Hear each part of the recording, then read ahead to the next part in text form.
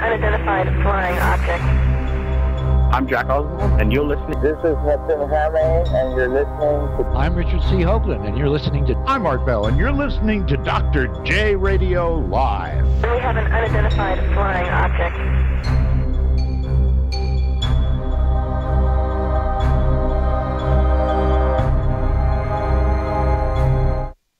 Welcome back to another great episode of Dr. J Radio Live. I'm your host, Dr. J, broadcasting from the City of Angels, or the City of Demons, depending on who you ask. And we are internationally syndicated, starting with late night in the Midlands and the terrestrial affiliates in the United States, as well as Deprogram Radio Network and their related affiliate stations on terrestrial radio in the United Kingdom and the EU. Today, we bring another superstar show for you today, and actually we're going to have a little bit of past meeting present, because we're going to get a little quick history on the rundown and then talk about what is happening today. I'm sure you've probably seen the promotions. That's why I'm being pretty vague about what I'm talking about, but let me start telling you a little bit about what we're going to talk about. Thelema. Thelema is actually a Greek word for I want, and that is actually a very important thing when it comes to the religion of Thelema, or the philosophy of Thelema, specifically Alister Crowley's group, Order Templi Orientis. So joining us today is the U.S. Deputy Grand Master of the OTO, Mr. Lon Milo Duquette. Lon, welcome to the show. Thank you very much, Dr. J. Let's go back to the late 1800s. And that's why I was saying the past is going to meet the present. Since you are the U.S. Deputy Grand Master, we're going to spend time with even that story we were talking about before, about what you are still working on in current projects. But if we were to wind the clock back to the late 1800s, when Alister Crowley, before he joined the Golden Dawn, since you know a lot of his history, and I was able to read a lot about his history from you, what did you think was the starting point for his magical career or his magical life? Actually, I think it was poetry and sort of the romantic impulse of spirituality. He was first and foremost a poet, and when he was at Cambridge, that was his main focus. He fancied himself a poet, and he wrote poetry, and the sort of the spiritual dimension that can be triggered by poetic lyrical thought seemed to catch hold in Crowley and take him into the sort of the realm of mystical, ecstatic, poetic exaltation, if you will. And so, in a sense, he came at it from a very emotional level rather than an intellectual level. But he was also fascinated about all things alchemical. And as far as his spiritual background, he was the son of a wealthy, what we today call a born-again Christian or a evangelical Christian. His father was a lay minister in the Plymouth Brethren, or the Exclusive Brethren, which was a sort of a Darbyite cult that more or less invented evangelical Christianity as we know it today. And he loved his father and respected his father, and his father, as I say, was a leader in this spiritual movement. So you can probably see a little bit of Freudian influence about how he, wanted to sort of live up to the ideal of a spiritual leader, but his brilliance, which really came to the forefront in Cambridge, took him in directions of esoteric esoteric thought and ecstatic lyrical or poetic directions. And eventually he came into contact with a gentleman who was a chemist, and he was an alchemist, and he was a member of the now famous, but at the time very private, occult order in the UK called the Hermetic Order of the Golden Dawn. And that seemed to really fire his imagination. And so he sort of rolled up his sleeves, and once he was accepted into the Golden Dawn, just devoured its knowledge lectures and its initiation ceremonies. We might venture to say that he probably grasped what the Golden Dawn ideally was created to do in an individual, as far as taking them onto a step-by-step initiatory path of mind expansion. He probably grasped it better and faster than anyone had, and in very short order, he sort of rose to the I guess we'd say higher states of initiation in the Golden Dawn. But he was such a wild and crazy and flamboyant and avant-garde type of guy.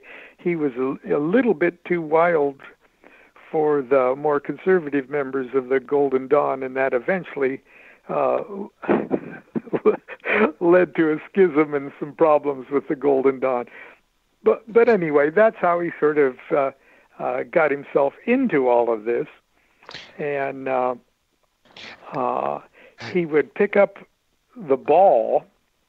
He'd pick up the Golden Dawn ball and run with it farther than anyone ever dreamed a person could run with it.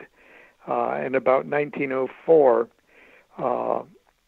he had some experiences that opened up an entire new universe about what Let me this ask magic you thing was a question. about. 1904, is that when he was in Egypt? Yes. Okay, so now we're talking about Aiwass and the Book of the Law, right? Right. Do you want to hear that tale? Yeah, absolutely, absolutely.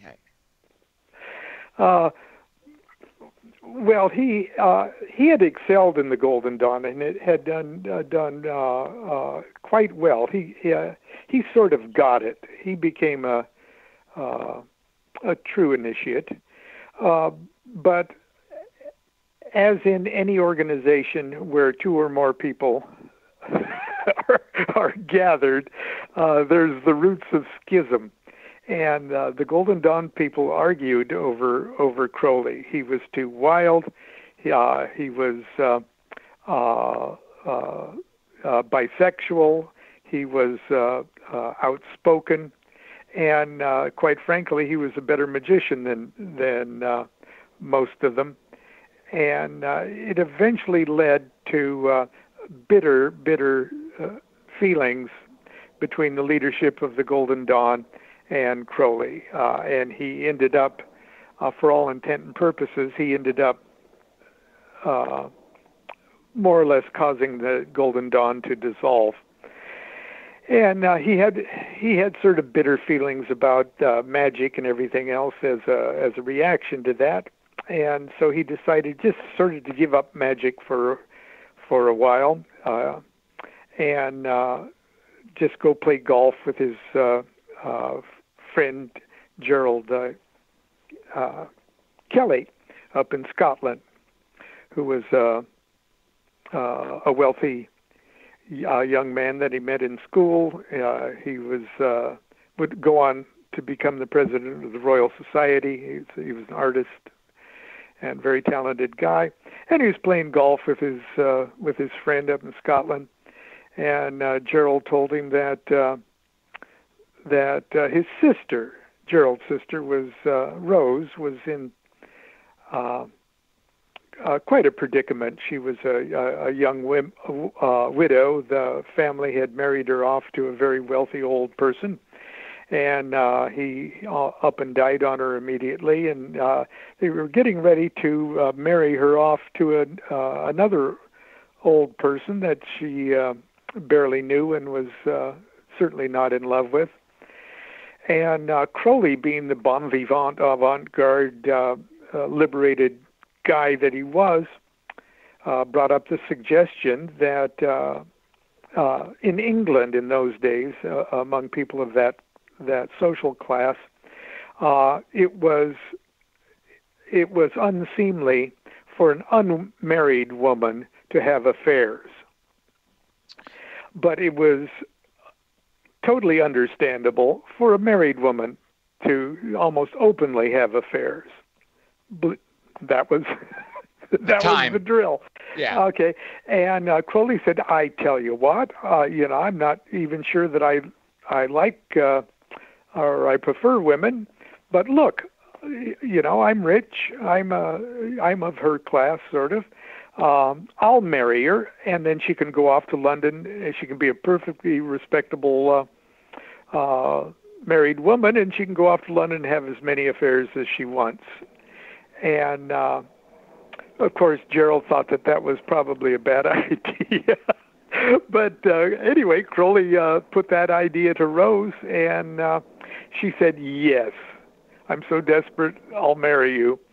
And they went off on a Sunday, and somewhere in Scotland found themselves a magistrate to marry them on a Sunday.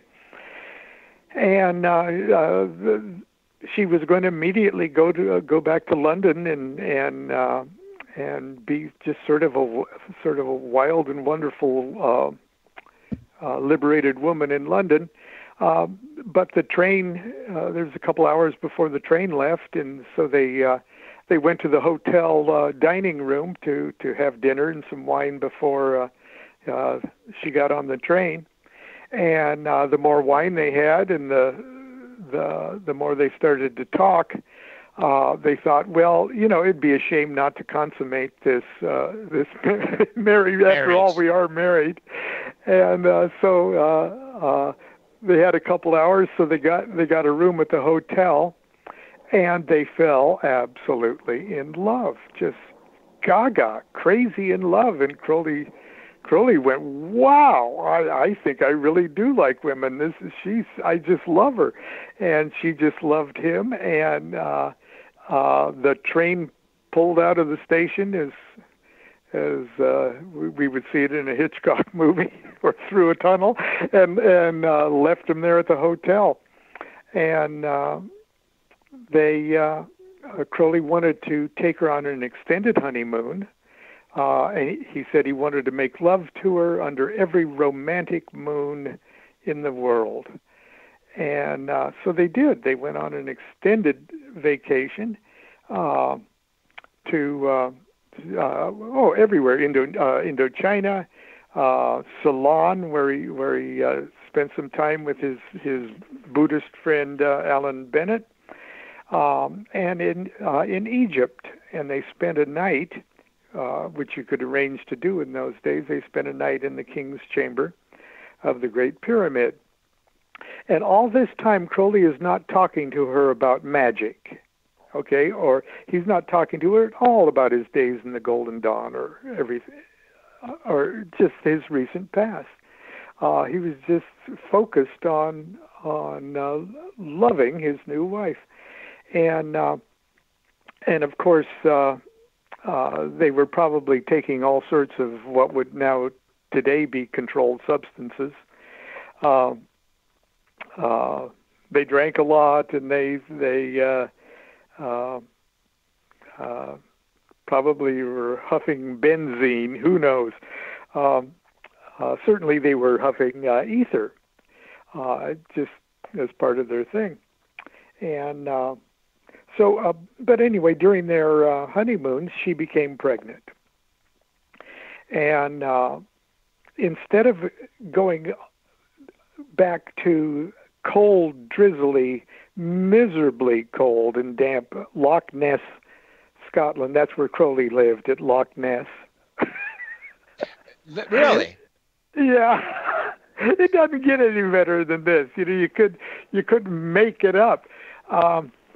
But it was too cold, and nobody wants to be pregnant in cold, damp Loch Ness. And so they said, let's go back to Egypt and get a nice hotel and sort of wait out the pregnancy, wait out February and March and April in Cairo, where it's nice and warm. And so that's what they did. And in those days in Cairo, Rose started, especially after making love, after lengthy, ecstatic, physical exertion of making love, she would fall into a trance. And it was very strange. She wasn't occult at all. She had no background in occultism. But she'd fall into a trance, and in one of these trances, she mentioned that somebody was calling to Crowley, and said, "They're calling you. They're calling you." And Crowley started to question her in her trance state, and he said, "Well, who's calling me?" And she said, at first she said it was the gods, the Egyptian gods. And one in particular was felt a little snubbed by Crowley. And he said, "Well, what Egyptian god have I snubbed?" And she said, "Horus." Oh, Horus is a little miffed with you. Now that's the god of light, right? The god of light, as opposed to Set, the god of darkness. Well, yeah, but in Egyptian iconography, in Egyptian mythology, they've all got their two sides. Okay, so Horus and Set are also two sides of the single coin, but we're getting ahead of ourselves there. But it struck a nerve with Crowley, because MacGregor Mathers, his archenemy in the Golden Dawn, was a real devotee of the god Mars. That was his patron god. That was his mascot. And because Crowley was so mad at MacGregor Mathers on a magical level, it was almost a case of, "Oh, I hate you, I hate your gods," kind of thing with Crowley. And he did in routine invocations and stuff. He avoided the martial aspect of the Egyptian gods. Now Horus is the avenger god, and he's the god of the sun as far as planetary spheres go, but he's also insanely martial in nature. He's the war god. He's the war hawk. And so Crowley did purposely for years avoid invocations and benedictions from Mars, and it was a weird thing for his unknowledgeable wife to just pull that out of the air. So Crowley was intrigued by this, and he said, "Well, why does Horus want to talk to me?" And in so many words over so many interrogation sessions, it came more or less to this: that the age had changed. The magical age had changed. Human consciousness had taken a step, there was a new age that had just dawned. And the age that we had just stepped out of was, in a sense, conveniently represented by the Egyptian god Osiris. That's the god of the who dies and gets himself resurrected. He's the god of the underworld. He's the god that set the pattern for the magical formula of Christianity, which is you got to die in order to be saved or redeemed, or to live forever. You had to die. And the whole thing with the Osirian myth was based on the fact that humanity as a whole actually thought the sun went down and died at night and had to be somehow magically brought back to life in the morning. Okay, it was an understandable observation of nature, but it was incorrect. And humanity as a whole, for about 500 years, had gotten used to the idea that the sun stays on all the time. And it's the earth that moves around. Even in the most disenfranchised part of the earth, mothers are telling their children, the sun's not dead. The sun's still on, but it's on in China, or it's on the other side of the world. So we've shifted. It's a subtle shift in human consciousness, but we shifted to the idea that the sun, the light, the life that comes from the rays of the sun is something that is on all the time. So just like the sun, we stay on all the time. Deep down inside, we know inherently now that the sun stays on all the time, and therefore, somehow or other, even though it appears that we drop dead from time to time, we stay on all the time. If we're on now, we've always been on and will always be on. It's kind of a subtle shift. But Crowley saw what she was talking about. The rulership of human consciousness had moved out of this Osirian, you got to die to be reborn, and you have to, human consciousness has moved out of that. We're now ready to, we've got an age that's ruled by a new god, and that new god is this Horus, the son of Isis and Osiris. And that was just too wonderfully, inspiringly complex for his wife just to pull that out of the air. Yeah, that's what I was going to say. That she literally did pull it out of the air when she said, "You're snubbing Horus." Yes, and so Crowley kind of got that. And so he went to work to say, okay, tell me about this God. What are his weapons? What are his attributes? What kind of car does he drive?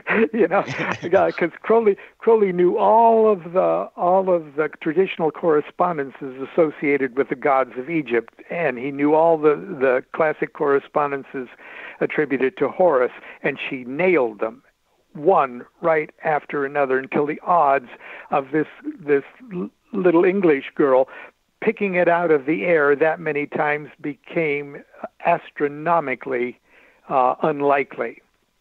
And so he said, well, tomorrow I'll take you to the museum and you can point out this god that I've snubbed. And so he took her to the then Bulak Museum in Cairo, and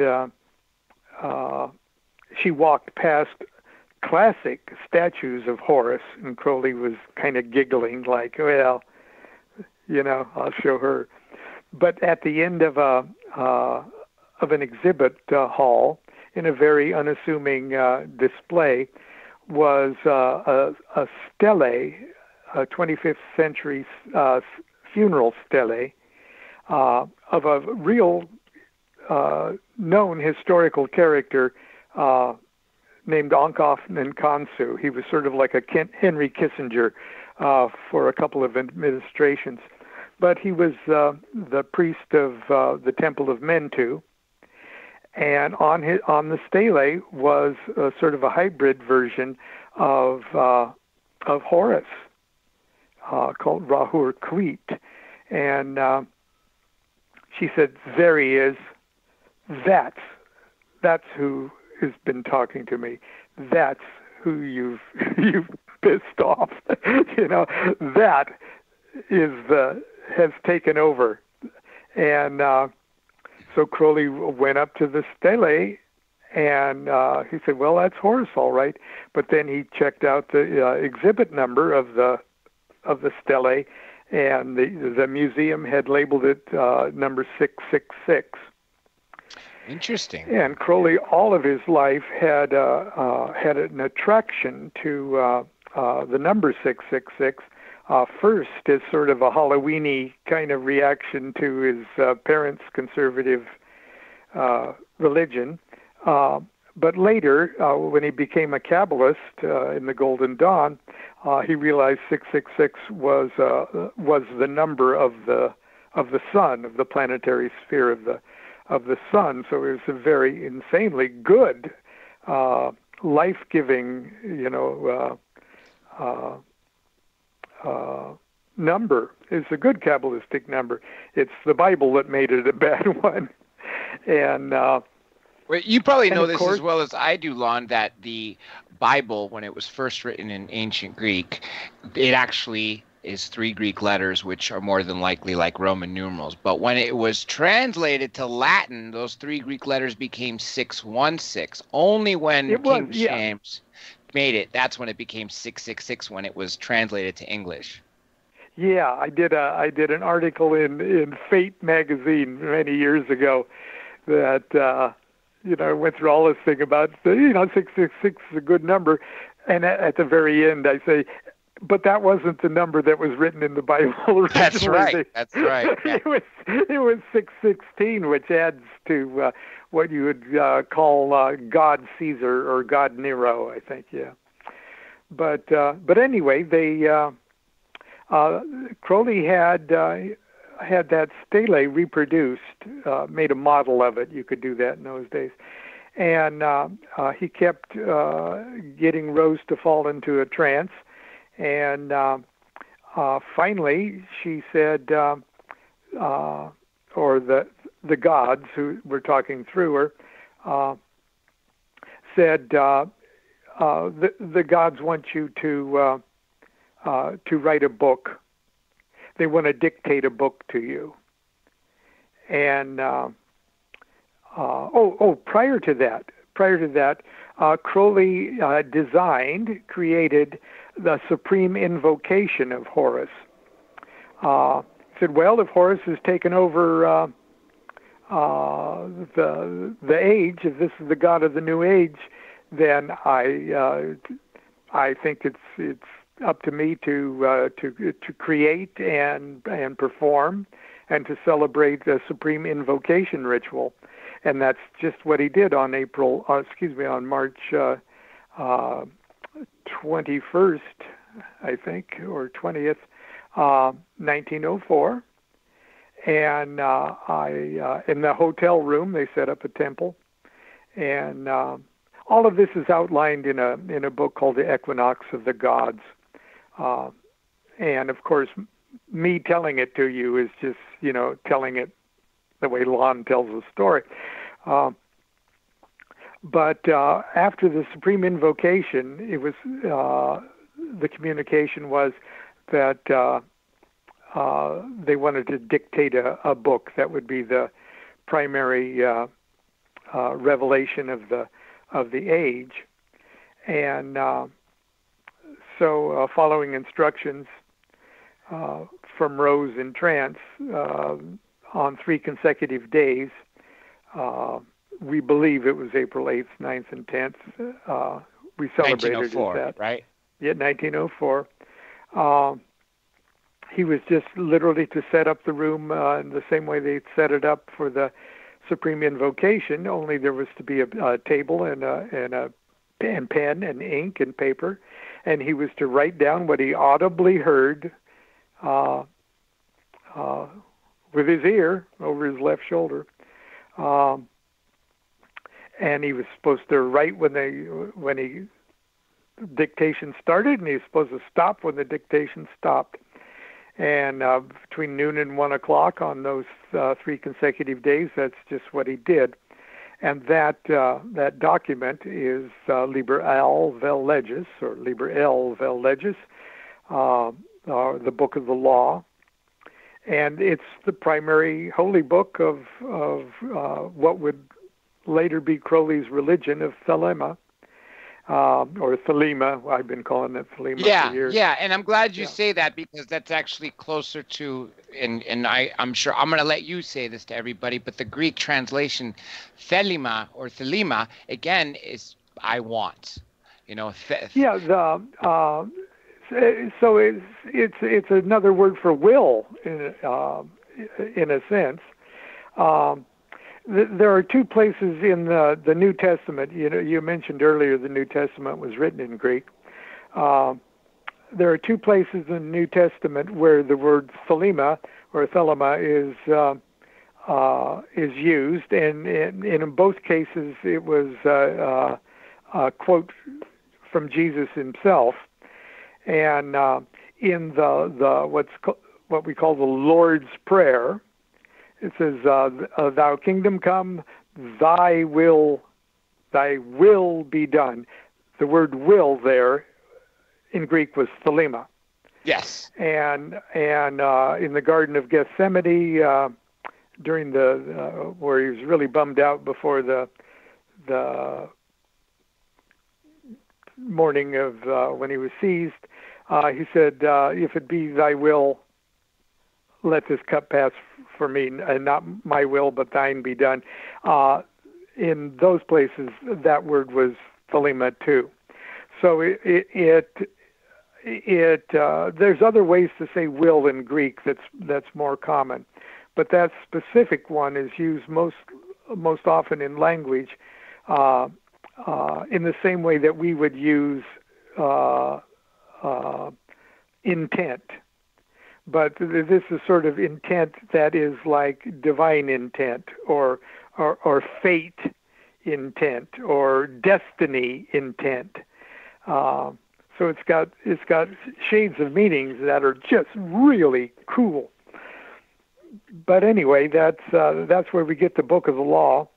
And what's all my life I've been sort of a rebellious kid.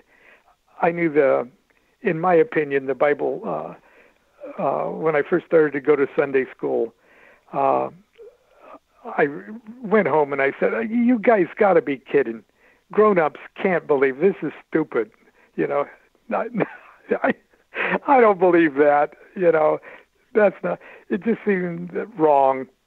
And so I've always been sort of a cynical, not even a skeptic. Things either ring true to me or they don't, and the Bible certainly didn't ring very true to me. And so I have this thing about holy books and people basing their lives on books and stuff like this, mostly because I don't like people interpreting things for me. And as far as I'm concerned, the character that was Jesus was really pretty a cool guy, but it seems like Paul was the guy that just totally screwed everything up. And so, but the Book of the Law, in a sense, forbids you to interpret it for anybody else. You can look to Crowley's writings to try to get some input or some commentary on it, but every individual is their own ultimate authority on what that means. And when people start to interpret the Book of the Law in Thelemic circles, they are soon shut down. Well, that's a good idea, but you're not going to tell me that's what that means, because I got my own ideas. And so Thelema is a religion. I'll go so far as to say that, but Thelemites are pretty uncomfortable. It's an uncomfortable fit to call Thelema a religion, because it is so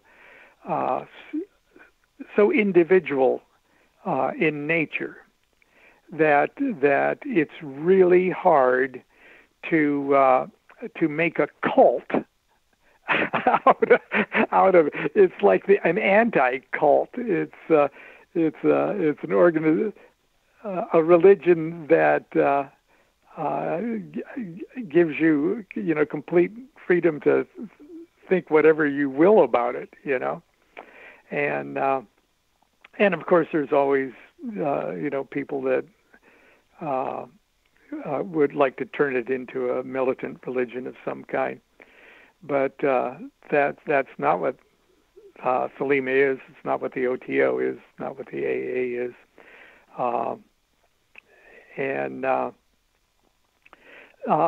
When I first became interested in Thelema, which is probably around 1970. So we're talking about 23 years after Crowley died. Yes. Okay. And I had read a couple kind of good introductory pieces referring to Crowley, including Israel Regardie, Dr. Israel Regardie, Francis Regardie, and so I was not ready to jump to the conclusion that he was an evil black magician. Look, can I back up for a quick second? Before you started going into the left-hand path, first, for those people who don't know, can you describe the differences between the left-hand path and the right-hand path? To tell you the truth, I'm not comfortable with either term, right-hand path or left-hand path, because I'm sort of a non-dual person. Gotcha. Yeah.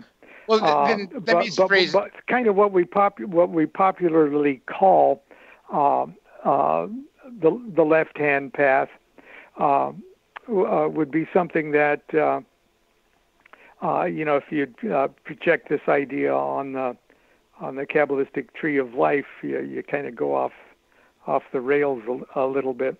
But it's not one is good or one is bad. The left-hand path, as commonly understood, is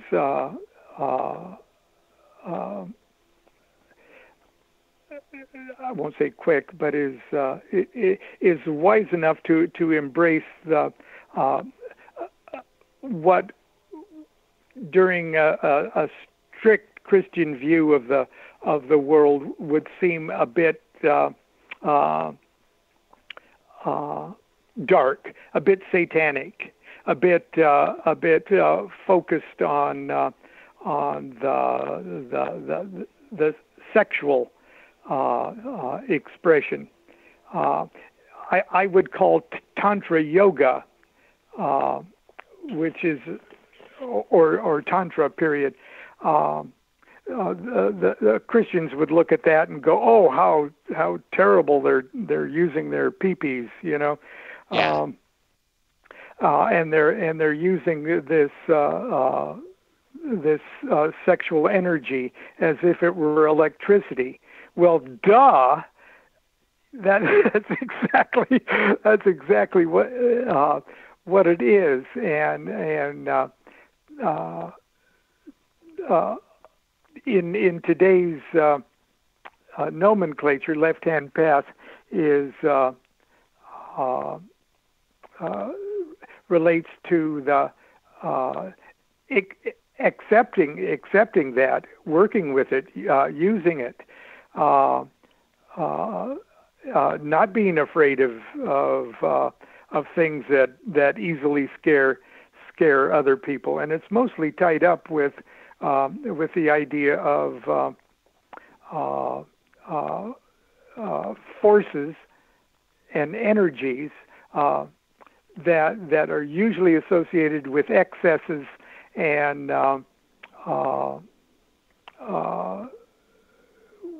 what for about the last 2,000 years has been considered immoral behavior. And you go to India, and you'll be riding a train, and you'll have one person sitting next to you who is just a Ganesha devotee or a Krishna devotee, and they're just sweetness and light, and they're just such wonderful, holy, pleasant people. And sitting over to the next of you over here, you've got somebody who is a Kali worshiper, who tears people's heads off and dances on their bodies and everything. And this person is a perfectly lovely, perfectly nice, perfectly wholesome person, and you wouldn't see that. Both of them are exactly the same thing. Both of them are just as sacred. Both of them are truly in touch with the same thing, only they push different buttons. So, how would you explain it? I wouldn't. That's why I was asking to have you on, because you are the master. And like I said, one of the great things that I always look forward to when I look at your book, for everybody out there, if you want to know about Thelema or about magic in general, I highly recommend getting Mr. Duquette's book, The Magic of Alister Crowley, because as you were saying right before we went on live, you wrote it as a way that you would have hoped to have read it. And that's the same way I feel when I do read it myself. Now, let me also back to one thing that goes back to, I would presume it's the early 50s. And now I'm going to ask you about Jack Parsons, because Crowley lived with him in Pasadena for a period, did he not? No. Okay, then I'm thinking of L. Ron Hubbard living with Jack Parsons, but Jack Parsons was right. the second under Crowley in the OTO. Am I right? Well, not quite. The second under Crowley was Carl Germer, but the only active lodge of OTO in the world was in Pasadena. Actually, it was in Hollywood. It was in Hollywood for a while. So when you say Pasadena, you're talking about Parsons Mansion? Yes. That's okay. Yeah, okay. And my wife and I our family was lucky enough to know and be good friends. Visited many times our house with Jack Parsons' widow, Helen. And Helen is the sister of her sister married L. Ron Hubbard. It's another one of those stories you couldn't make up. But anyway, there was only one lodge of OTO that was actually active for many, many years. It started in Vancouver under a guy named Wilfred Smith. And Wilfred Smith eventually moved to Hollywood. And he and his wife started to celebrate Crowley's Gnostic Mass. And Gnostic Mass is sort of the public religious event in the OTO. People, it's open to the public, and but it's a good introduction to Crowley because after you socialize after Mass, you talk about magic and you talk about spiritual things and Thelema and Crowley and such. And so Wilfred Smith for years ran what they called Agape Lodge in Hollywood. Agape Lodge was frequented by sort of the avant-garde of Hollywood scene of the 30s and 40s. And you can imagine that was probably a pretty colorful group. And there was a lot of people who were interested in the new field of science fiction, who were also interested in alternate and magical spiritual endeavors. John Carradine was a regular at Agape Lodge, and so was Forrest Ackerman Yes, Ackerman, the monster movie guys. Yes, the fanzine man. Yes, I once went to a Valentino showing of two Rudolph Valentino movies at the Academy of Motion Picture Arts and Sciences with Kenneth Anger. And on our way, we picked up Forrest Ackerman and Michael, the director that won an Academy Award for Red Shoes. But anyway, and also Ray Bradbury.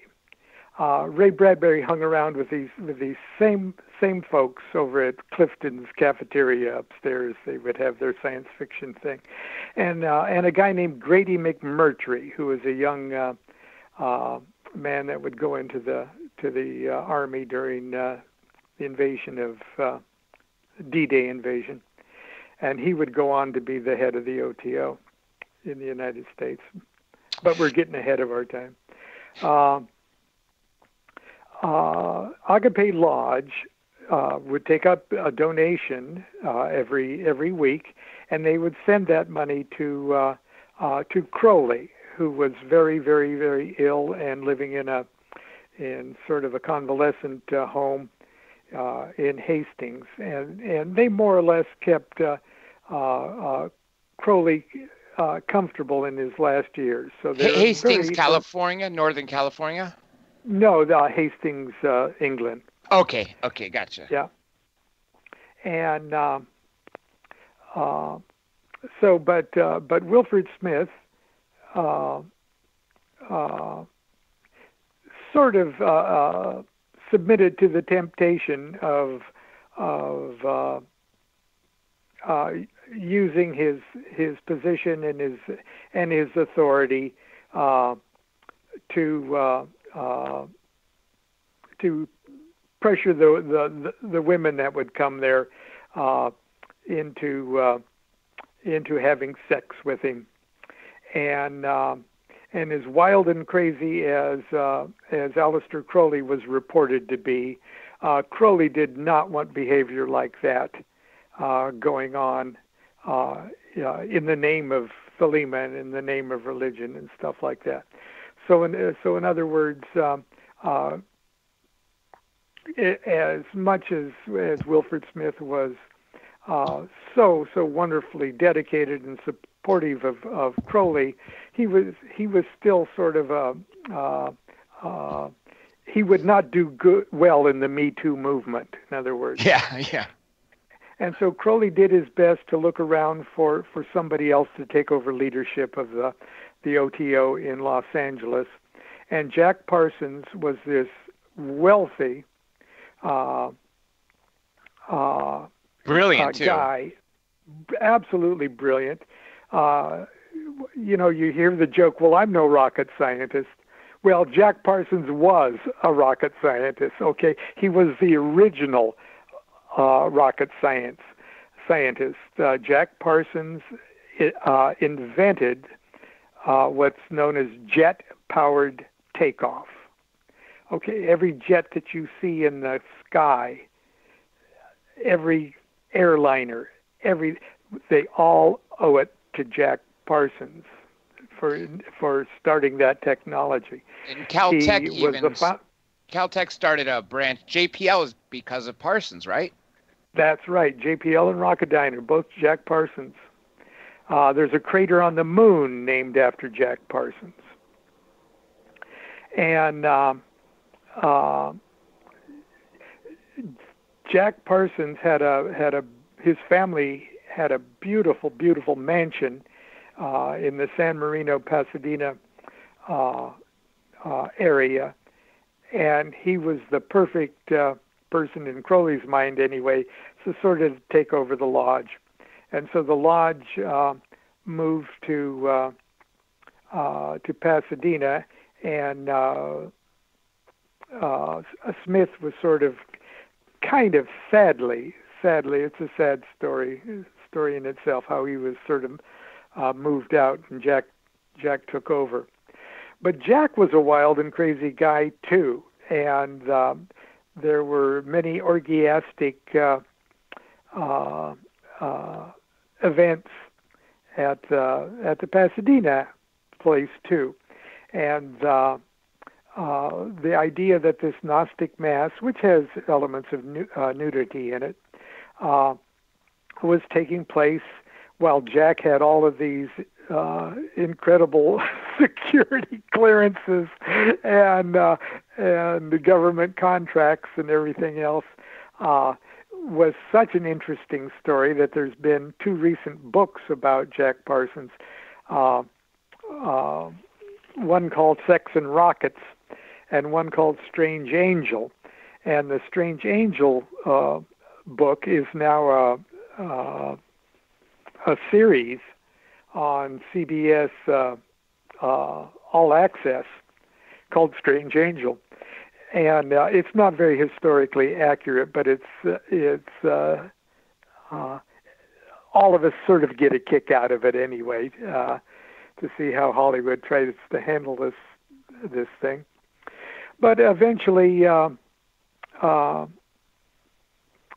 Jack had an accident in his home laboratory, and he dropped a can of fulminate of mercury, and he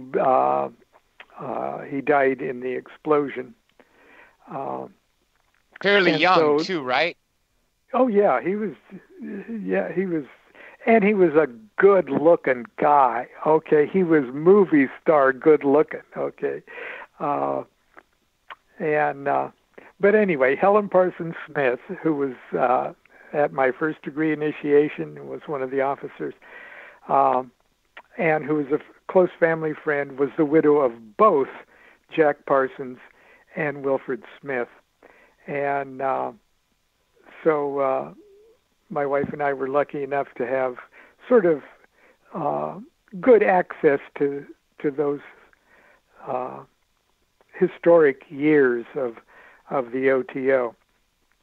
It's very historic. I know it's even in the documentary about Scientology, they devote a good chapter or a portion of that because of L. Ron Hubbard's link to it. And even because it's about L. Ron Hubbard and Scientology, they don't embellish the story and talk about the importance of Jack Parsons to the OTO and the culture of magic as a whole, and like we just mentioned, his brilliance and importance to the world for what he contributed to.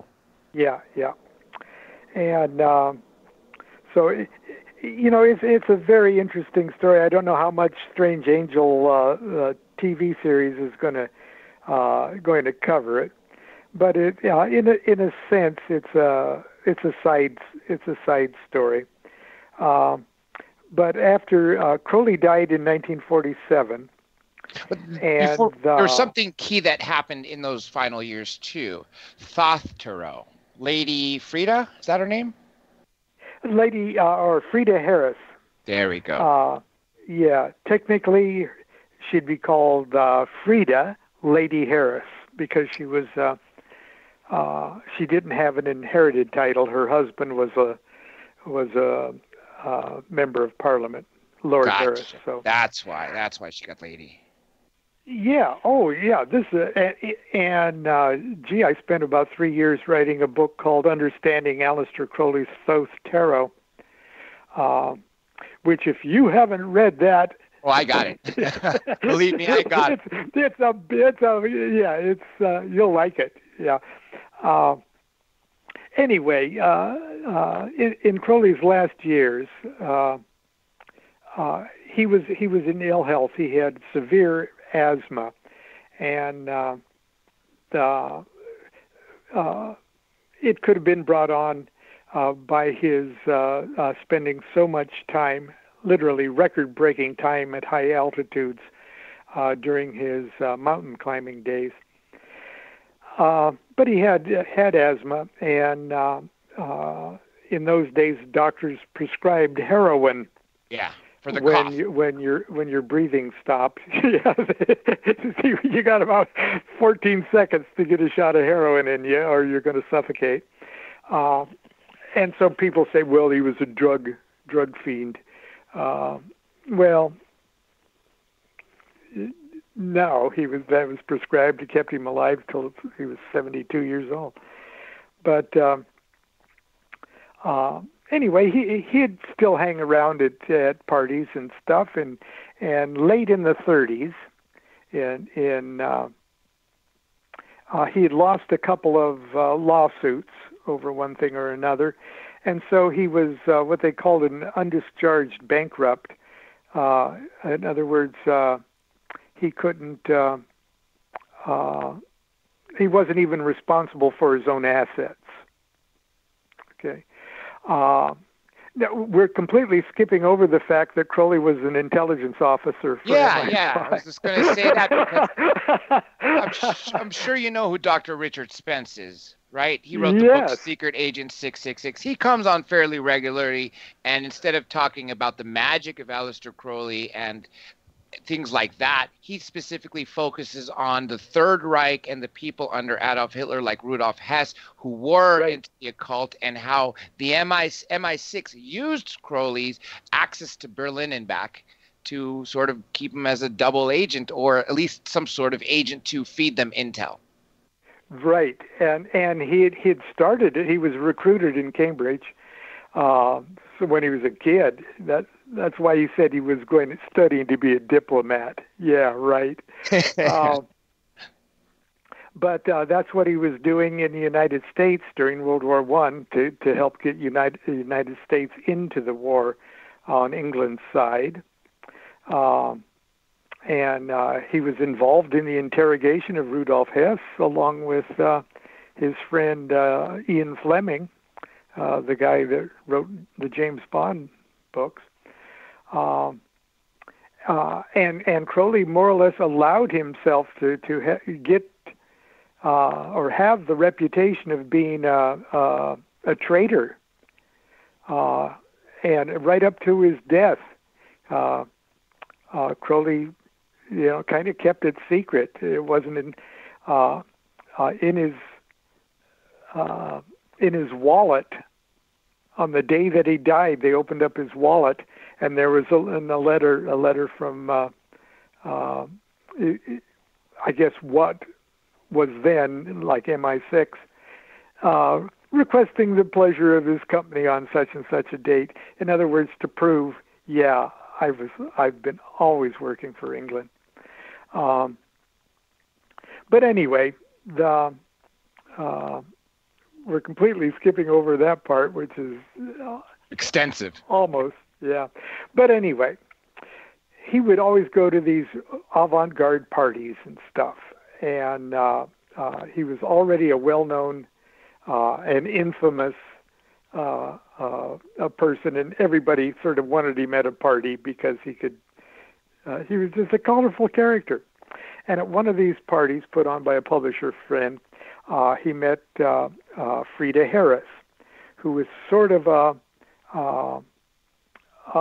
wild and liberated, I don't want to call her a flapper, but she was really wild and liberated gal, and she was the wife of Lord Percy Harris, who was a Labour MP. And he more or less allowed her to become a Freemason, a co-Mason, and she was really good friends and studied under the students of Rudolf Steiner.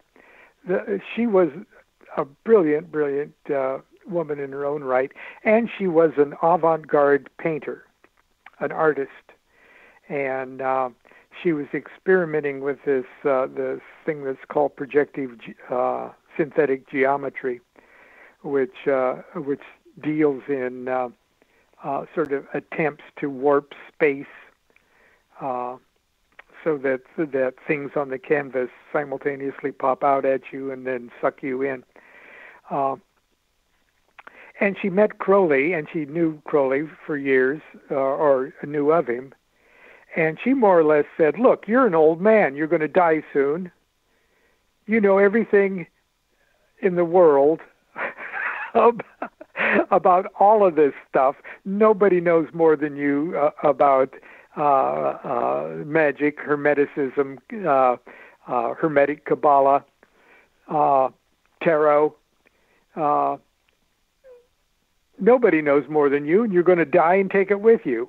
Why don't you write a book that just tells us everything you know here at the end of your life? And Crowley more or less said, well, you know, I've written 1 million books that do that. And she said, well, no, you haven't written 1 million books from the wisdom, from the standpoint of the wisdom here at the end of your life. I want you to write that book. And he said, nah. But he saw that she was an artist, and he had this idea about how he could make just a little bit of money to supplement what he was getting secretly from British intelligence to keep him in brandy and cigars. And he said, look, why don't you take an old deck of tarot cards, just a standard deck, and just sort of tweak it a little bit with your artwork, and then I'll write the little white book that goes with it, and you can say that you wrote it, and then you and me can split the money from those tarot cards. And she said no. And so she comes back and finally and says, look, I tell you what, you write this book that I want you to write, and I will illustrate this book with 78 watercolor drawings of the tarot cards. And you can organize the book in such a way, Kabbalistically, to go through the each of those tarot cards.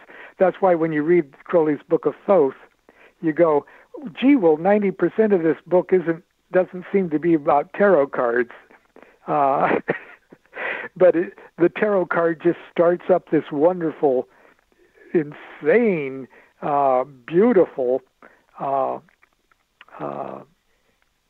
dilation on this subject. And Crowley said, okay, I'll do it. And so they set to work. Crowley thought it'd take about 6 months. It took about 5 years. And it was 5 years during the war when Frieda Harris would actually have to get on trains with troops visiting Crowley out at Netherwood, taking him the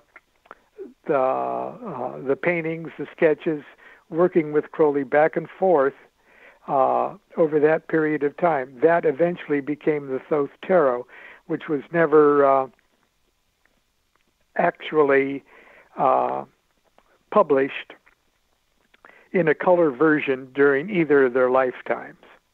And let me say about the artwork, that is the most stunning, amazing artwork I've ever seen on a tarot deck. It's actually just the art itself is something to marvel at. And that's why I was actually drawn to that deck specifically because of the amazing artwork.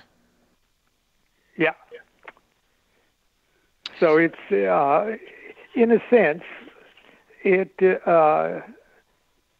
and the Book of Thoth, is the magnum opus. It was a worthy nightcap to a very extraordinary career.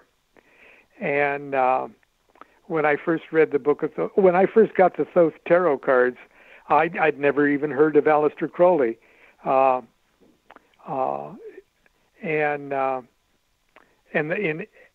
I was interested in tarot and had belonged to the BOTA for a while, and so I knew a little bit about tarot, and I loved the cards, but they kind of scared me. They were so beautiful. Yes. And at first I thought, because I was a young kid, I was 28, I guess, and I said, gee, nothing is this beautiful. They're almost disturbingly beautiful. And then I thought about Paganini, the great violinist that played so well that everyone thought the devil made him, or he made a pact with the devil to let him play that good. And I thought, gee, this is kind of disturbing. Then I looked up in a little occult dictionary that said Alister Crowley, famous Scottish Satanist. And I go, oh my God, what have I gotten myself into? I didn't know at the time that there was no such thing in objective reality as Satanism, the way I was thinking of it.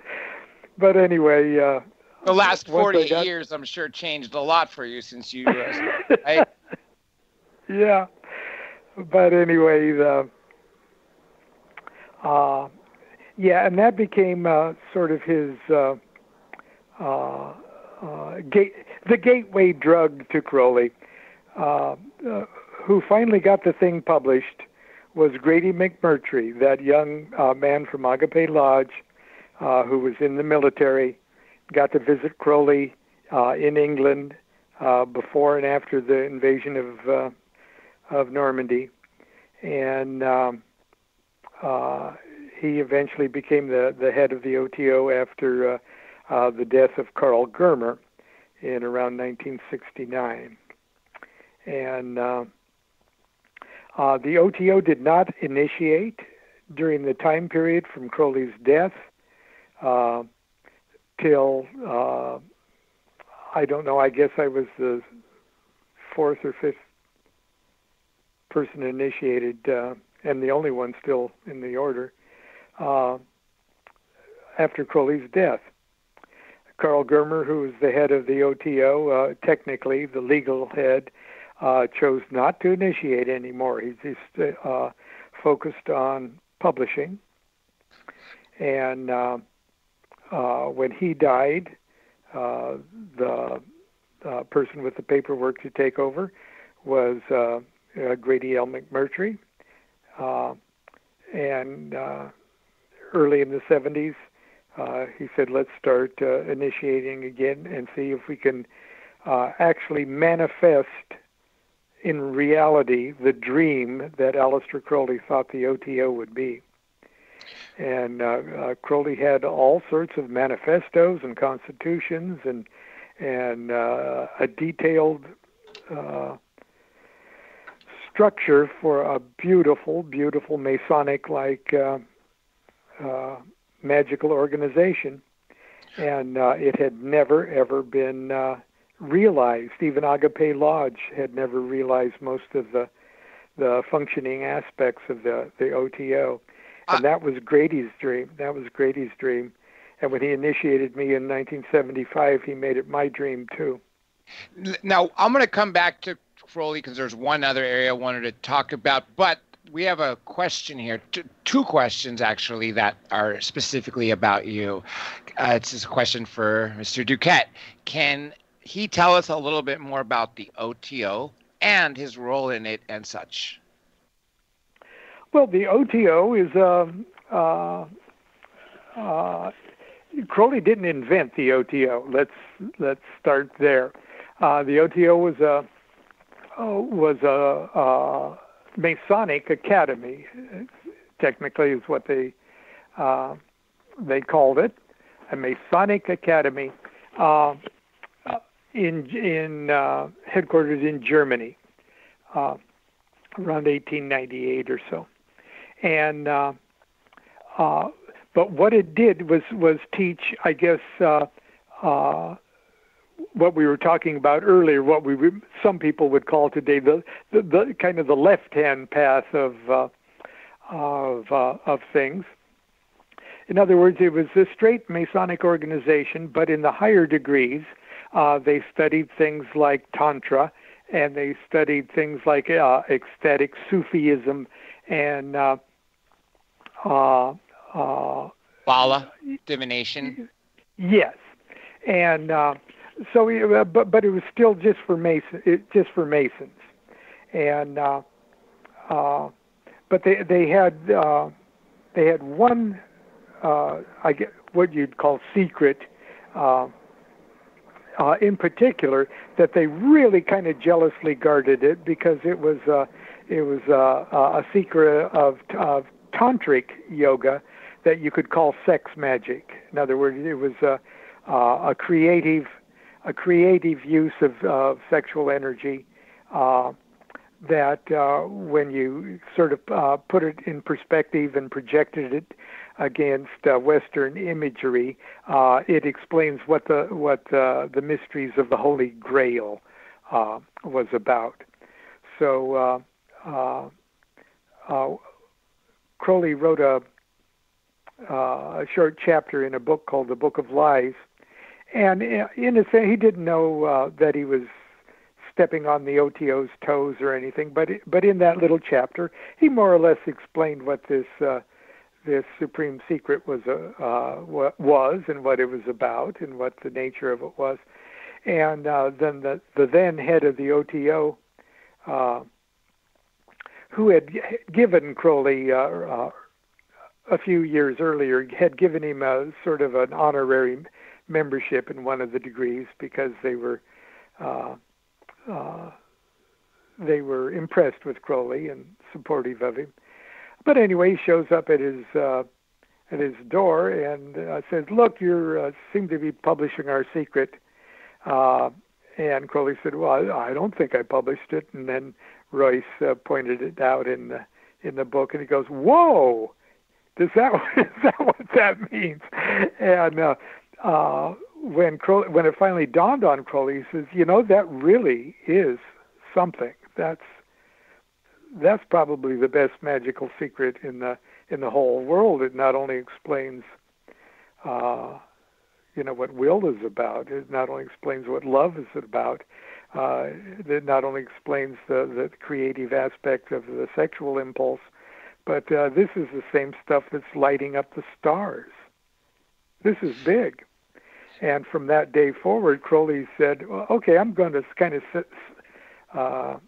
center all of my magical work kind of around this." And so he started to take the OTO very seriously. And when Royce died, he became the international head of the OTO.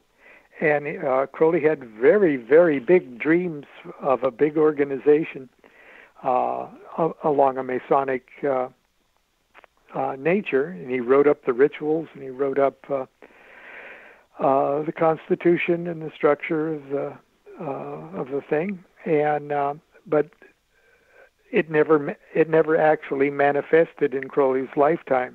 And the closest thing it came to manifesting was Agape Lodge. And so the OTO is an organization, an outer public organization, public, that similar to Freemasonry. And officially it was founded around the beginning of the 20th century. And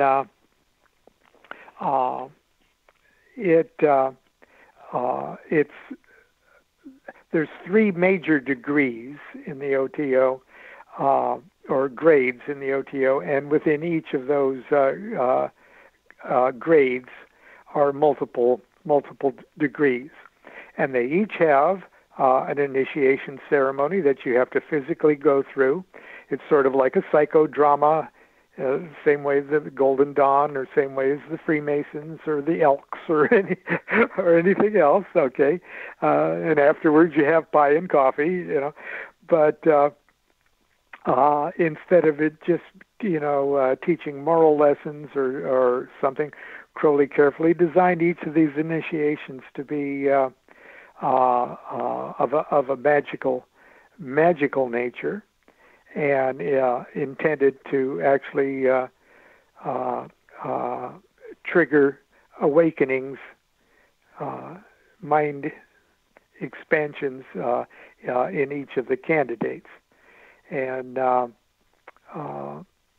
so there was never only, during Crowley's lifetime, there was probably never more than 60 people in the OTO. Well, what's the membership now? It's about 4,000, I believe, worldwide, and with Grand Lodges in 5 countries, and the U.S. is the largest Grand Lodge. And for about the last, I guess, 12 years or so, I've been the U.S. National Deputy Grand Master, and which is kind of an easy job for me because I just try to not be an embarrassment. My job is to just be me and not be an embarrassment. And I only succeed in that every once in a while.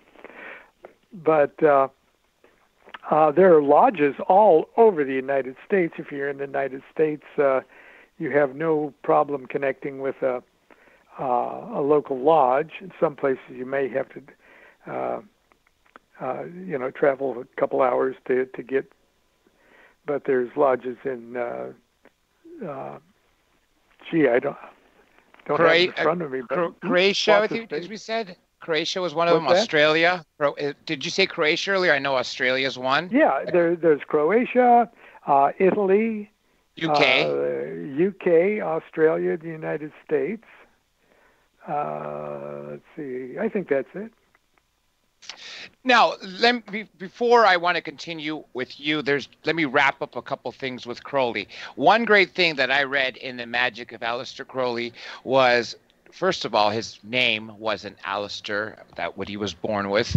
That's one thing. But specifically this lawsuit, or I believe it was for a civil lawsuit for defamation, where he was on the stand and he was being grilled about the name that he chose, the Great Beast 666, or as we say in Greek, depending on if you want to use older terms or modern terms, Do Megatherion 666 or XEXEXE or Don Megatherion. The point is you just talked about it just enough, and one of the comments you made in your book was you'd wished you had more time to literally have the transcripts available for us. I just got a kick out of what he was saying when he was on the stand and when he referenced the fact that his name translates to sunshine. Yeah, well, like I mentioned a minute ago, 666 is Kabbalistically is probably one of the most pleasant and happy and creative and holy numbers in the entire pantheon of numbers, because it's the sphere of the sun. And in Kabbalah, the sphere of the sun corresponds to the sixth sephira of the tree of life, or the sixth emanation from singularity, and it corresponds to the heart chakra in the human chakra system, and the mind expanding experience of opening up the heart chakra is the exact same thing. That's what the Hindus would call, or the yogis would say, that you have, in a balanced way, lit up and opened your heart chakra. That's the same thing a Kabbalist would say when you've raised your consciousness to the level of the sixth sephira on the tree of life. They're exactly the same thing. We're only talking about levels of consciousness. And it's the sixth sephira, and so from a magician's point of view, you can make what is called a magical square. And for the sixth sephira, the magical square, of course, is 6 rows and 6 columns. And you can, in other words, 36 squares in that big square. And so you arrange the numbers 1 through 36 in such a way as every row adds to the same number and every column adds to the same number. And that number is 111. And so you got 6 of those. That's 666. Now in the Kabbalah, each of those specific numbers have multiple Hebrew letters that can also be enumerated to that specific number in each of those squares. And there's various ways you can play with it to do it. But by drawing a line within that square, you can spell out names. And the Kabbalists and those names would of course be representative of certain aspects, or like a printed circuit board of certain ways that energy moves in and around that specific universe of 6. And so Crowley was trying to be on the witness stand for a friend of his, George Cecil Jones, who was being slandered. And of course, the prosecuting attorney wanted to completely trash Crowley's character. Crowley was called as a character witness. Don't ever call Alister Crowley as your character witness. It's not going to be a good thing. I would think so. But anyway, so the attorney said, is it true that you call yourself the Beast 666? And he says, yes, Tomegetherian, the Beast 666. And he says, well, can you explain what 666 is about? And Crowley said, 666 simply means the sun. You may call me Little Sunshine. That's right. It didn't help George. George lost the case, but that's one of the cutest anecdotes of Crowley. That would have been really good, just to if we had technology at the time, to see what the courtroom's response. Did they all burst into laughing, or were they, with awe? Yeah, that would just be a sight. Like you said, it was probably one of the greatest times in the history of jurisprudence around the world, and that's why I wanted you to talk about that, because I think it's very fundamental in understanding his character. Now, even the judge said, "I feel like I'm in Alice in Wonderland." Now, his books, before I jump into your books, Book of the Law, we also have the Book of Lies, 777. I know there's a lot. What other ones do you remember off the top of your head that he wrote before we jump into what you wrote? Oh, I think the best thing for people to get is the Holy Books of Thelema. There's all 13 of the received documents in that. It's called Holy Books of Thelema. Then there's the Vision and the Voice, which is a series of 30 visions that Crowley and Victor Newberg received while walking across the North African Sahara. And that deals with Enochian magic, which is a fascinating study. Liber Aleph, for somebody who really wants to get, but there's just so many things. But if somebody was going to actually start off with something sort of light and human, to try to get a copy of Magick Without Tears. It's out of print right now, but you can still get many of the older out-of-print editions on Amazon and such. Magick Without Tears. And it's a series of letters that he wrote late in his life to a woman disciple or a woman student. And he's so kind and he's so understanding. And I really needed that book when I first got into Crowley, because he took it easy on you. And then, of course, the Book of Thoth is truly probably one of the best. But there's other ones. There's the commentaries on the Book of the Law. There's he wrote a couple novels too, and Moonchild and Diary of a Drug Fiend, and those are interesting too. And but frankly, have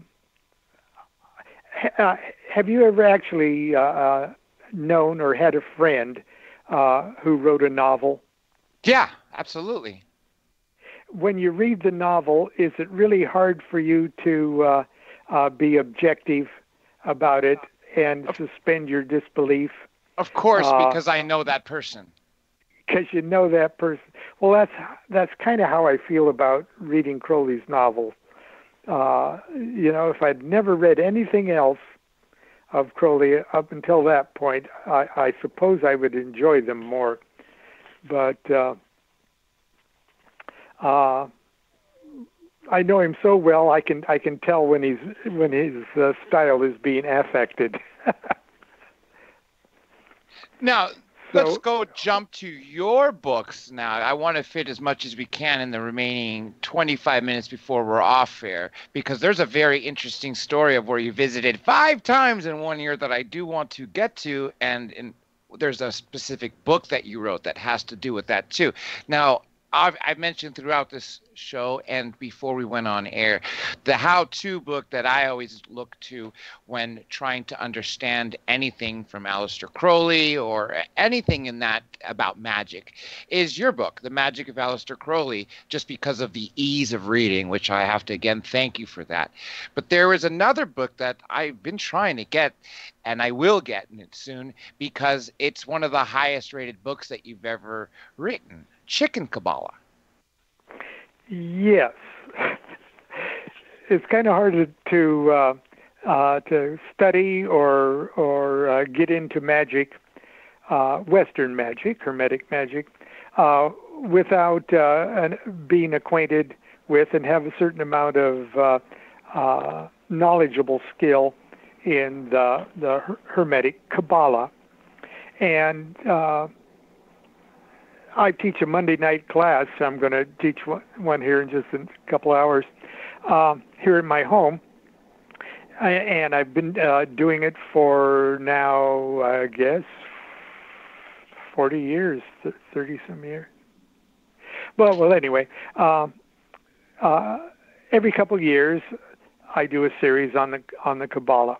And quite frankly, Kabbalah, at first, until you really get a passion for it, Kabbalah is dreadfully boring, and it seems like this is not very spiritual at all. How do I actually use it practically? But I like to have fun when I teach stuff, and I sort of do stuff off the top of my head. And every year, my Kabbalah classes got goofier and goofier and goofier. And it's like I made up this rabbi that said all the outrageous things about Kabbalah that I really wanted to say. And the classes have been really fun, and people retain the information because they learned it with a laugh. And so 17 years ago, I wanted to write a book whereby I actually kind of perpetrated a little hoax. I invented a make-believe rabbi who taught in Montauk, New York, and he disappeared, and we don't know. But I've got some of his writings and some of his unfinished screenplays and stuff. So I treat it like I'm a commentator on this bizarre, eccentric Rabbi Lamed Ben Clifford, and so and he called his Kabbalah Chicken Kabbalah. And so the book is really funny. It's I must say so myself. And at first you think it's not going to take you any place but this elaborate gag. But this elaborate gag teaches you the very basic fundamentals of Kabbalah in such a way as you never forget it, that it's implanted in your soul, and you don't even know that you've gotten it. Hopefully, it's that painless by the time you're through with it. So that was 17 years ago, and the book was very well received, and it's stayed in print all that time, and multiple languages. I would think. Well, I don't know about Chicken Kabbalah. It'd be hard to translate, grasp the subtlety of the humor. But anyway, long about 2015, I started visiting China to talk about Kabbalah, to talk about Magick, to talk about tarot cards, to do little seasonal rituals and stuff. And I went a couple times to Shanghai, went to Taipei, and finally I went to Beijing. And on the way back from the airport, the organizers were driving me to the airport after my 3 day of lectures. The organizers said, if we brought you back 4 times next year, every 90 days, to teach the same 12 people, could you do a 4-part Kabbalah initiatory class? And I had such a good time, and I enjoy China, and I enjoy my Chinese students, and I said sure. And so I set to work to invent, in the same way as I invented Rabbi Ben Clifford, I invented a make-believe Kabbalah initiatory society with 3 main degrees, and the degrees are based on the 3 sections of the Hebrew alphabet: 3 mother letters, 7 double letters, and 12 simple letters. The first degree would actually put the candidates through a physical psychodrama initiation that implanted those 3 letters, complete with the corresponding colors, musical notes, little ordeals, everything that initiation's supposed to have, followed up by 3 days of meditations and workshops, or 2 days of meditations and workshops. And you did 90 days, and you did 3 workshops or 3 visits, and then you had 4 visits and a 5th visit for just to follow up on them, or? The 5th visit was actually the first one where they're driving me back from the airport. I just finished the first one. Okay, and they said, can you come back in 90 days? And every 90 days, pass that for 4 more times. So that was my 5 times in a 1-year period. And you're still working on this right now. I believe before we went on air, you mentioned something about San Francisco or up Northern California that you're going to initiate others, right? Yes. When I got back home, I fleshed it all out and idealized it, and I turned it into a book, okay, called Son of Chicken Kabbalah. It'll be out in 3 days. And it is the handbook of these initiations, and all of the lectures and the knowledge lectures and the portfolios of study materials and everything else. And we're going to do it in Sacramento in December, but this time, instead of having 90 days for them study in between, we're going to have to do it over a weekend. But we've set it up. They're doing it just like in China. We do it at a hotel. Everybody stays at the hotel. We do the initiation in the daytime and in the evening, and then 2 days followed up by 2 days of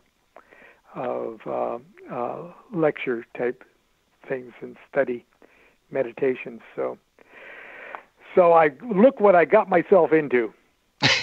But you're not going to regret it, because all those people that are being initiated are really enjoying it, and they're going to seek you out more.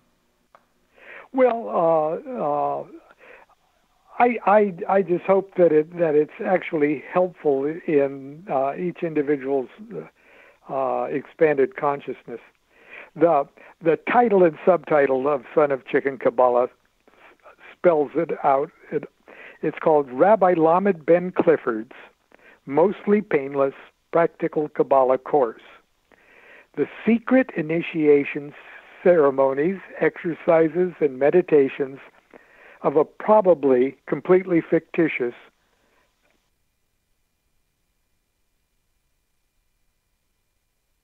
Hold on a second. There we go.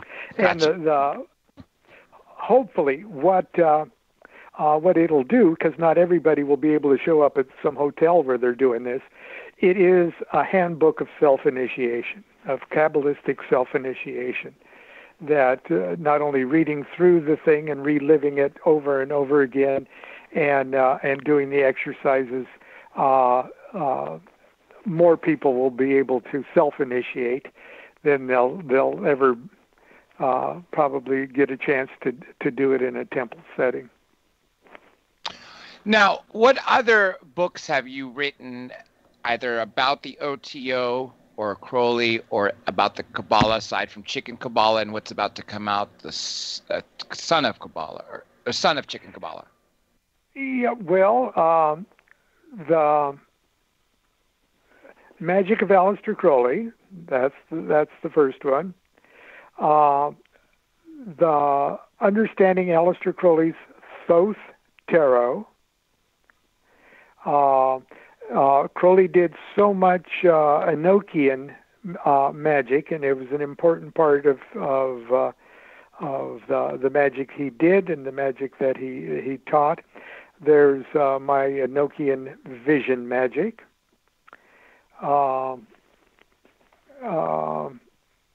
Let's see. I got 17 books in print, I think. Oh, and I've got a book called Alister Crowley's Illustrated Goetia, which is about demon evocation. Then I talk a great deal about my life in the OTO and how to run an OTO lodge out of your living room for 40 years. In My Life with the Spirits, Homemade Magic, and Low Magic. And I've got my deck of tarot cards that are based on the Thoth Tarot, Tarot of Ceremonial Magic. And there's a deck that goes with that, too.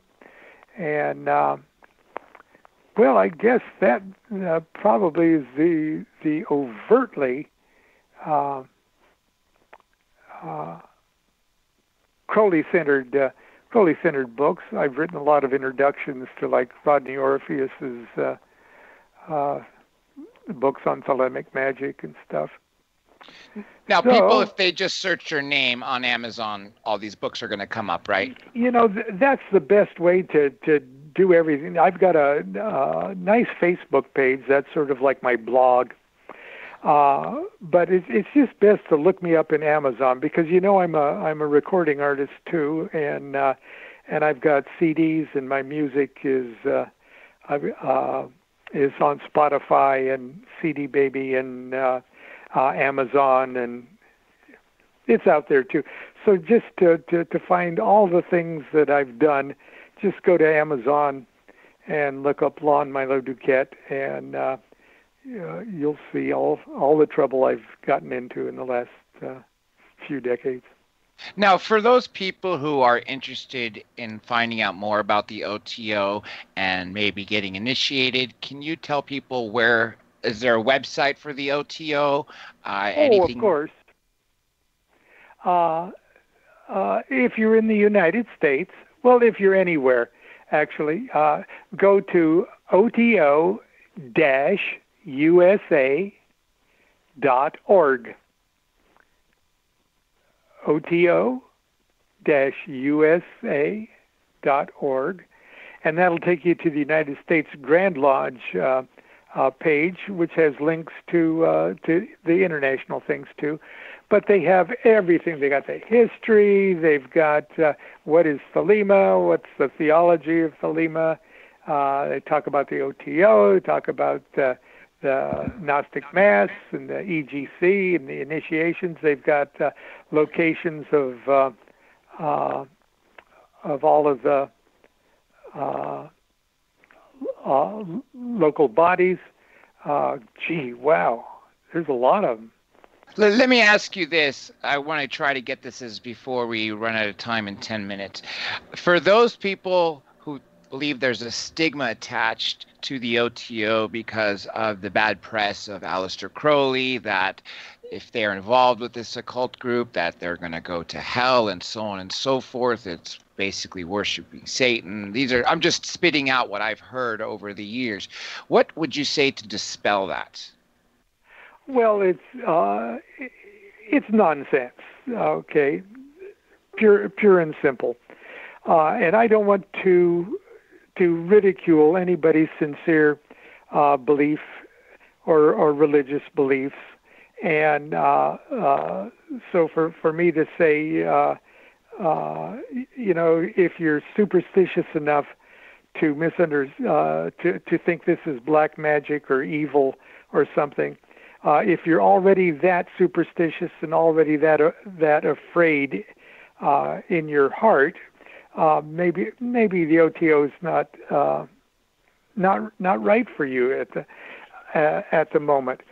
Crowley cultivated a dark reputation, not because he wanted to just freak people out, but in a way he didn't feel it was going to be productive for people who are easily freaked out to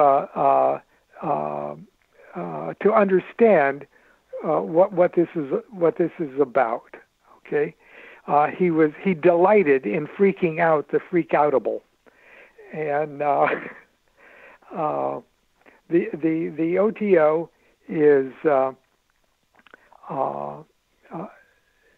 and Thelema is supremely individual in nature. There's every shade of the spectrum of thought within people that also see the wisdom, the beauty of the personal spiritual liberation that is embodied in Thelema. And for a lot of people that scares them. Also, it's a study. It's a movement that doesn't have, even though there's a hierarchical structure of the OTO, it's not a spiritual hierarchy in the sense that you've got somebody that is telling you what any of this means, or what you have to believe, or even what you have to do. A lot of people join spiritual movements to be told what to do, to be told what to think, and I'm sorry, they're going to be disappointed in the OTO, because the whole thing is no one tells you what to do, no one tells you what to think. The organization has only its most minimal structure to make an organization an organization and to keep people civil within the context of their working with others. But aside from that, nobody's going to tell you what to think, what to believe, and a lot of people can't handle that. Some people join thinking it's going to be a sex cult where you're going to get a boyfriend or a girlfriend or an orgy assigned to you, and they're going to be disappointed too, because even though it's sex magic is a part of modern magic, you're going to have to get your own lovers. Yes. The OTO is not going to abuse you in any of the initiations or take advantage of you or compromise you in any way. You don't join a do what thou wilt organization and then immediately tell somebody what you wilt for them to do. So yeah, that disappoints people too when they realize they have to develop their own charm. We only have a couple minutes left, and we did plug in the most important things of where people can learn more about the OTO, where people can find your books. And your Facebook page, I'm assuming, is under Lon Milo Duquette, right? Yes. Now, normally I would ask you to have a final statement to sort of wrap up and tell the listeners whatever you want. So first, let me just have a really short question. For people who do get initiated, if you could tell it briefly, what would the process be like? Okay, the process, it would be you make contact with a local lodge or a local body. You would go to one of their public events and meet the membership and the leaders and have coffee and donuts with them. You'd probably show up to a few classes to let people get to know you, and for you to get to know people, and for you to be comfortable with everybody. Then after you feel comfortable with knowing that these people aren't going to abuse you in any way, sacrifice you. Then you fill out an application for the 0 degree, which is the Minerval degree, because you've probably gone to at least a couple public events and have met a couple of local members. They will sponsor you on your paperwork. The lodge will then schedule your initiation the next time they hold the initiation of that degree. I think the initiation fee is like $45 or something. It's remarkably cheap. And then there's yearly dues. I think at Minerval it's the same $40. And you show up on initiation night in just your street clothes, and you just relax, go through the initiation ceremony. Initiation ceremonies, like in Masonry, it is like a little drama, but you are the star of that drama. And so enjoy it, relax, go with it, and it takes about an hour, and it is such a wonderful experience, and each one just keeps getting better, or they did for me anyway. And then afterwards, there's a dinner, and more than just coffee and donuts, it's a real dinner, and then you really get to know folks. As far as Magick is concerned, there's nothing that is degree sensitive in the OTO. In other words, the only thing that's secret, and that you don't talk about, you try not to spoil the surprise of what they're going to get in their next initiation. You don't tell them the signs of recognition. You don't tell them the secret handshakes or stuff like that. But there's nothing in the OTO. If you have a question about magic at any level, if you can come up with the question, you'll get the answer. There's never a case of, oh, we can't talk about that in this degree. Oh, you'll learn that in that degree. No. It doesn't hurt to ask, like you were saying. It doesn't hurt to ask. That's right. The second, yeah. If you can figure out the question, you got the answer, okay? And if there's no one there that can give you the proper answer, they won't say it's for another degree. They'll find somebody that'll give you the answer. So in other words, you come in from the very beginning as a full citizen, and even the OTO is structured in such a way that should there be a vacancy in the whole international head of the order, the OHO, should there be a vacancy, even after your Minerval initiation, you qualify to be a candidate. Well said. Fortunately, we are running out of time. I do want to remind, first of all, we're definitely going to have to do this again because I know there's much more we could talk about without running over. Again, you mentioned the website for those interested, OTO-USA.com, and of course your blog on your Facebook. .org, that's right, because it is a 501c3. I should have remembered that.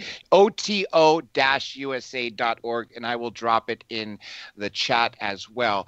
Real quick, let me tell everybody about tomorrow. 2 guests, another 2-hour show. First hour, Lloyd Arbach, because of the Halloween coming up. We're going to be talking about ghosts and his psychic experiences. The second hour is a crime expert, John Potash, who has written books about the CIA running guns, running drugs, conspiracies with certain people such as the Black Panther, Tupac's death, and so much more. He's been featured on C-SPAN's American History TV. So that is tomorrow.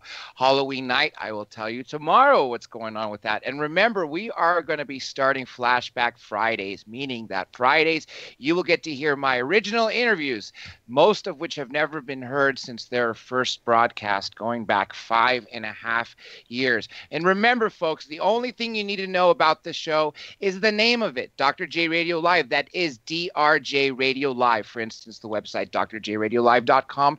Every single social media account you could think of, it's the same, at DRJ Radio Live.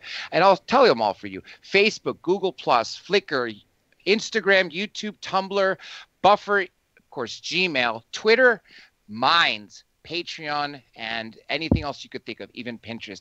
Unfortunately, we have gone over time. I would love to continue to speak to Mr. Duquette further, but we're not going to cut into the next show. So with that being said, folks, I hope you all have a good night. For those of you in the UK, you have a good morning listening to those from Deprogram Radio Network, and those of people in the United States from LNM, I wish you all a good evening, and we will see you all here, same place, same time tomorrow. That being said, I'm officially signing off.